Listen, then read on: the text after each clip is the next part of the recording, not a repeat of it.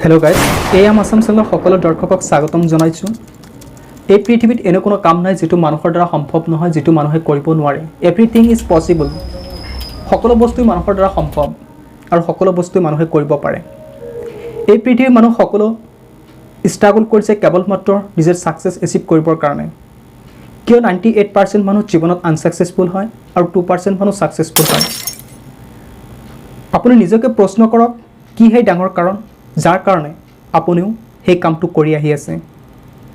আন কোনোবাই কোৱাৰ কাৰণে আপুনি কামটো কৰিছে নেকি? যদি আপুনি কোনো এটা কাম কৰাৰ কাৰণে মেন্টালি প্ৰিপেয়াৰ্ড নহয় তেন্তে ফিজিক্যালি প্ৰিপেয়াৰ্ড হোৱাটো অসম্ভৱ হৈ পৰে আৰু খুব কম সম্ভাৱনা থাকে সেই কামটোৰ দ্বাৰা আপোনাৰ সফলতা। আমি সকলোৱে কেৱল মাত্ৰ জীৱনৰ ডাঙৰ ডাঙৰ গোলবোৰ সেটিং কৰি থাকোঁ, কিন্তু আমি এবাৰো ভাবি নাচাওঁ গোল এচিভ কৰিবলৈ যাওঁতে কিমান সমস্যাৰ সন্মুখীন হ'ব লাগিব। আজিও এনেকুৱা এই পৃথিৱীৰ মাজত বহুত মানুহ আছে যিবোৰ মানুহে আপোনাক ওপৰত উঠিবলৈ নিদিব, আপোনাৰ তলত নুমাই আনিবৰ কাৰণে চেষ্টা কৰিব। ভাই এইটো তোৰ দ্বাৰা সম্ভৱ নহয়, এইটো তই কৰিব নোৱাৰিবি। এনেকুৱা মন্তব্যই আপোনাক ডিমোটিভেট কৰি তুলিব। এক্সাম্পল স্বৰূপে মই মোৰ কথাকে ক'ব পাৰোঁ। মোৰ এনে ধৰণৰ কিছুমান কমেণ্ট আহে যিবোৰ কমেণ্ট আপুনি শুনিলে আপোনাৰ মূৰটো জ্বলি যাব বা খং উঠিব।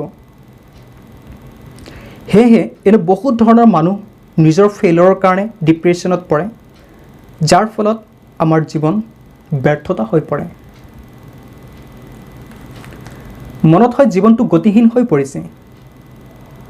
এই ব্যৰ্থতাই হ'ল আপোনাৰ জীৱনৰ সকলোতকৈ ডাঙৰ পাৱাৰফুল টুল, যিটো আপুনি ব্যৱহাৰ কৰিব পাৰে, কিন্তু কিভাৱে ব্যৱহাৰ কৰিব সেইটো আপোনাৰ ওপৰত ডিপেণ্ড কৰিব বা আপোনাৰ ওপৰত নিৰ্ভৰযোগ্য হ'ব। আপোনাৰ ফেইলৰবিলাকক আপুনি ইনস্পিৰেশ্যন বনাওক। জীৱনত এনে কিছুমান কাম কৰক যাতে আপুনি হাজাৰ হাজাৰ মানুহৰ ইনস্পিৰেশ্যন হ'ব পাৰে। বাহিৰৰ সকলো বস্তুৰ টেম্পৰাৰী অনস্থায়ী বা অন কিছু, সেইটো যিয়ে নহওক, মটিভেশ্যন ভিডিঅ' হওক বা ইনস্পিৰেশ্যন ভিডিঅ'ই হওক, কিন্তু আপোনাৰ ফেইলৰে আপোনাক এদিন পাৰ্মানেণ্টলি মটিভেট কৰি তুলিব।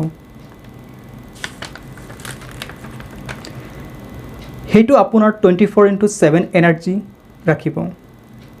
যিমান আপোনাৰ জীৱনত ফেইলৰ আহিব সিমানেই আপোনাৰ সাকসেস এচিভ কৰিবৰ কাৰণে সহজ হৈ পৰিব। এটা বাচ্চা যেতিয়া খোজ কাঢ়িবলৈ শিকে তেতিয়া তেওঁ বাৰ বাৰ মাটিত পৰি যায়, আৰু সেই পৰি যোৱাটো যদি তেওঁৰ জীৱনৰ ফেইলৰ হিচাপে ধৰিলেহেঁতেন তেন্তে তেওঁ আজি খোজ কাঢ়িবলৈ নিশিকিলেহেঁতেন। আৰু সেই সময়ত তেওঁ কোনো ভাষা বুজি পোৱা নাছিলে, বাট আৰু সেই সময়ত তেওঁৰ পিছৰ পৰা কোনেও ধৰি ৰখা নাছিলে, যাৰ কাৰণে আকৌ তেওঁ ষ্ট্ৰাগল কৰিছিল, আকৌ তেওঁ খোজ কাঢ়িবলৈ চেষ্টা কৰিছিল, আৰু এইদৰে তেওঁ খোজ কাঢ়িছিল। ফাইনেলি তেওঁ এইদৰে খোজ কাঢ়োঁতে কাঢ়োঁতে এদিন তেওঁ ফাইনেলি খোজ কাঢ়িবলৈ শিকি যায় বা শিকে। কিয় আমি ডাঙৰ হোৱাৰ পিছত এই কনচেপ্টটো পাহৰি যাওঁ? কিয় আমাৰ জীৱনত এই কনচেপ্টটো এপ্লাই নকৰোঁ? ব্যৰ্থতা সকলোৰ জীৱনতে আহে। You are not a special person. আমি সকলোৱে ফেইলৰক লৈ চিন্তা কৰোঁ।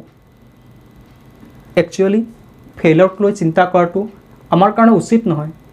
আমাৰ কাৰণে উচিত হয় অনলি সাকসেস এচিভ কেনেকৈ কৰিব পাৰি, অনলি সফলতাক কেনেকৈ আমি অৰ্জন কৰিব পাৰি সেইটোক লৈ চিন্তা কৰা, যাৰ কাৰণে আজি তেওঁলোক সাকসেসফুল। তেওঁলোক প্ৰতিটো ফেইলৰৰ পৰা নতুন নতুন শিক্ষা লৈছে, আৰু সেই শিক্ষাই আজি তেওঁলোকক তেওঁলোকৰ লাইফ সাকসেসফুল হিচাপে গঢ়ি তুলিছে। সেয়েহে আশা কৰোঁ আপোনালোকে নিশ্চয় মোৰ এই ভিডিঅ'ৰ পৰা এইকেইটা পইণ্টৰ পৰা নিশ্চয় কিবা হ'লেও শিকিব পাৰিব।